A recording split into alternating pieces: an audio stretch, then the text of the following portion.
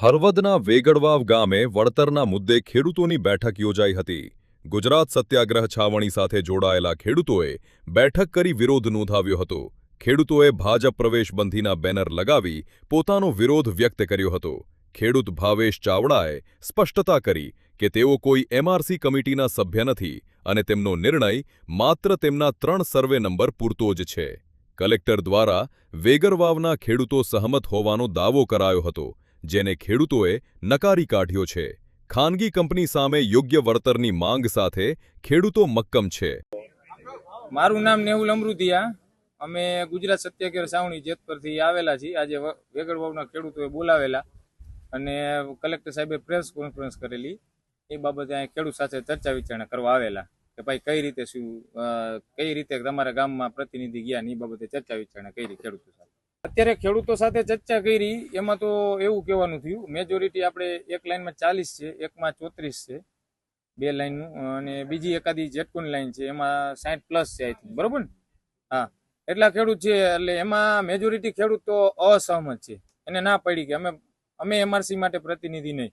અને જે અમુક 2-4 લોકોની સહી લઈ ગયા છે એમાં જે ખેડૂતોનું કહેવાનું એવું થયું કે ભાઈ મારા સર્વે નંબરમાં 4 અમે ખેડૂત ખાતેદાર હતા, મારા પપ્પા મમ્મી ને મારા ભાઈ ને રીતે, તો એ 4 માંથી હું પ્રતિનિધિ, એમ બીજા 3 ને કઈ વાંધો નથી. એ બાબતે સહી હતું, એની જગ્યાએ કે એમઆરસી ના ઓલા ફોર્મમાં લઈ લીધી, એવું કહેવાનું થયું ભાઈનું.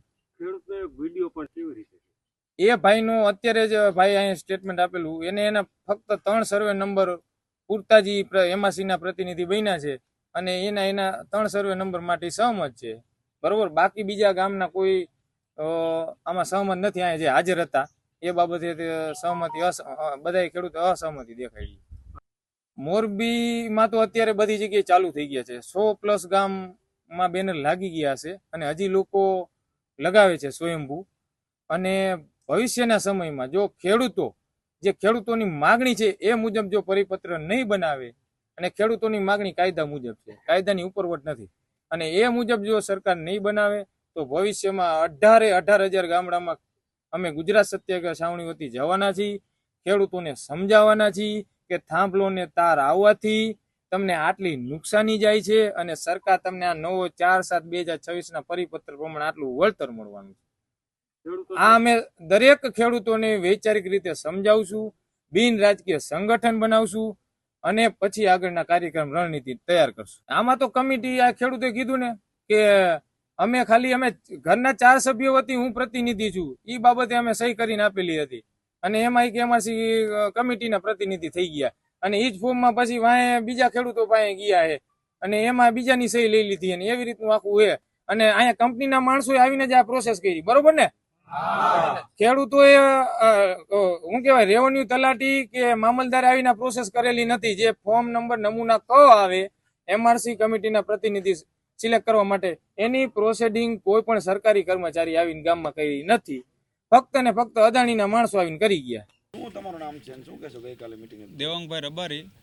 આજે કલેક્ટરે પ્રેસ કોન્ફરન્સ જે હતી એમાં જે કીધું કે 15 ખેડૂતોને જે ભાવ આવી ગયા, પણ અહીંયા કણે 4 ખેડૂતોને ભાવ નક્કી થયા છે, બાકીના 11 ખેડૂતોને ભાવની ખબર નથી.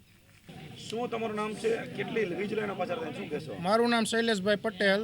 અમારા વેગડવાઈમાંથી અત્યારે 3 લાઈનનું કામ કાર્યરત છે. 1 લાઈનનું કામ પૂર્ણ થયેલું છે.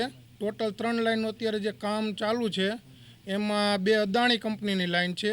એમાં 37 ખેડૂત એકમાં અસરગ્રસ્ત થાય છે, એકમાં 40 ખેડૂત અસરગ્રસ્ત થાય છે, અને જેટકોની જે લાઈન નીકળી એમાં 63 ખેડૂત અસરગ્રસ્ત છે.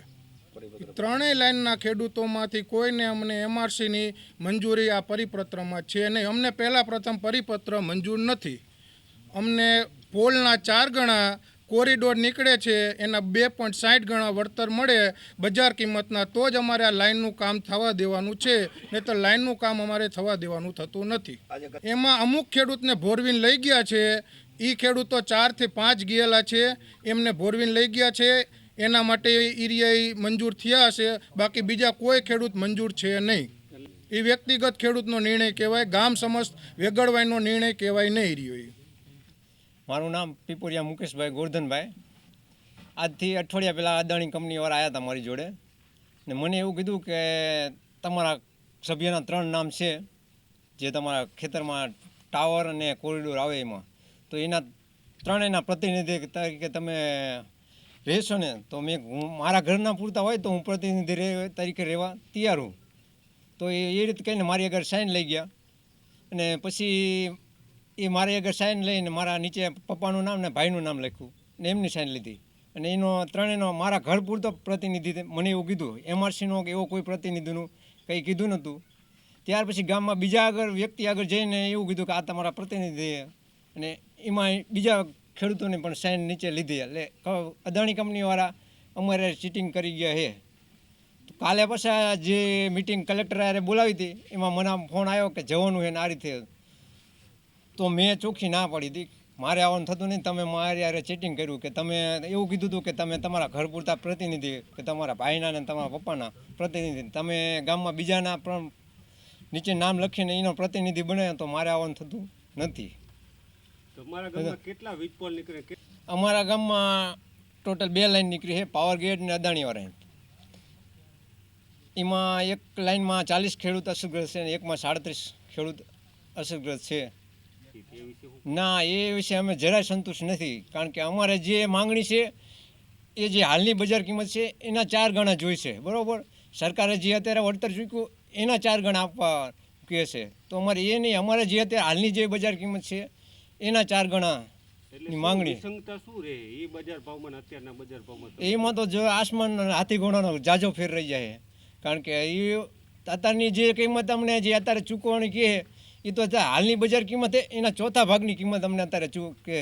બરાબર, 761 રૂપિયા કહે જે હાલ છે, એના કરતાં તો એ ચોથા ભાગની છે. તો એ આપે એ તો બજાર કિંમત જેટલું નથી હોય એમ. એટલે ખેડૂત ના, જ્યારે કંપનીવાળા આવ્યા ત્યારે એ 3 જણાને લઈને આવ્યા હતા. એવું મને કીધું કે આ કંપનીના વેલ્યુઅર, આ કલેક્ટરના વેલ્યુઅર, આ રહ્યા તમારા વેલ્યુઅર. એટલે કોણ લઈને આવ્યું હતું? એ કંપનીવાળા, અદાણી કંપનીવાળા લઈને આવ્યા હતા એમની ગાડી. સરકારી કર્મચારી લઈને આવ્યા હતા? ના, એ તો અમને એવું કીધું કે આ કલેક્ટરનો છે. એ અમને ખબર નહીં કલેક્ટરનો છે કે કોનો માણા છે. બરાબર, એમની જોડે 3 માણા હતા. એક કંપનીનો એ કે વેલ્યુઅર, એક તમારો વેલ્યુઅર, ખેડૂતનો વેલ્યુઅર. એ અમને નથી ખબર કે કોણ છે શું છે. બરાબર, અમને એવું કીધું કે આ કમિટી થઈ કેવી રીતે થઈ? એમઆરસી કમિટી થઈ કેવી રીતે થઈ? એ અમને નથી ખબર. ખાલી અમારી સાઇન લીધી કે તમે તમારા સભ્ય 3 સભ્યો હો તો 3ના પ્રતિનિધિ તરીકે તમે સાઇન કરો. અમને એવું નહોતું કીધું કે તમે એમઆરસીના ઓલા સાઇન કરો એમ. મારું નામ ચાવડા ભાવેશભાઈ. અમે અહીંયા પ્રેસ કોન્ફરન્સ નિવેદન માટે જ ગયા હતા, અમને બોલાયા હતા. ને એમાં અમને જે વેલ્યુએશન માટે અહીંયા કંપનીના માણસો લઈને આવ્યા હતા સાહેબ, એ એમને વેલ્યુએશન કાઢી અને અમે એ મંજૂર રાખી, અને એના માટે અમે સંતોષ છીએ એવું અહીંયા અમે એમને નિવેદન આપી દીધું. તમારે કેટલી વીજળીનો પસાર થયો? તમે કેટલામાં સંતોષ થયો? અમારે 2 લાઈન આવે છે, 2 લાઈનમાં થોડો હિસ્સો આવે છે. હવે જે વેલ્યુએશન તમે ખેડૂતના પ્રતિનિધિ હતા, કેટલા સર્વે નંબર માટે હતા? હું જે પ્રતિનિધિ હતો 134 પૈકી 1, 134 પૈકી 4 પૈકી 4 પૈકી 1, અને 134 પૈકી 3 પૈકી 2 માં.